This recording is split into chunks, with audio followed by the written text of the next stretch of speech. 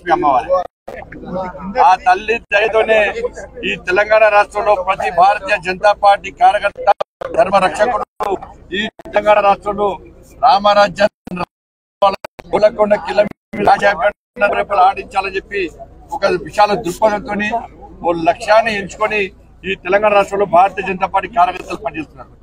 నేను ఇవాళ తెలంగాణ రాష్ట్ర ప్రజలకు నేను హామీ ఇస్తున్నాను. తెలంగాణ రాష్ట్రంలో భారతీయ జనతా పార్టీ రాజ్యం వచ్చిన తర్వాత, నరేంద్ర మోడీ గారి రాజ్యం వచ్చిన తర్వాత, పేదల రాజ్యం వచ్చిన తర్వాత ఎట్టి పరిస్థితుల్లో ఈ భాగ్యలక్ష్మి అమ్మవారిని గోల్డెన్ టెంపుల్ గా పక్కా మార్చి తీర్థం ఈ తెలంగాణ రాష్ట్ర ప్రజలకు కానుకగా ఇవాళ భారతీయ జనతా పార్టీ ఇవ్వబోతున్నది. అందుకే ఈ తల్లి భాగ్యలక్ష్మి దేవాలయాన్ని బంగారు టెంపుల్ గా గోల్డెన్ టెంపుల్ గా మార్చే అదృష్ట అవకాశం మాకు ఇవ్వండి. పవర్ఫుల్ టెంపుల్, చాలా పవర్ఫుల్ టెంపుల్, శక్తివంతమైన టెంపుల్.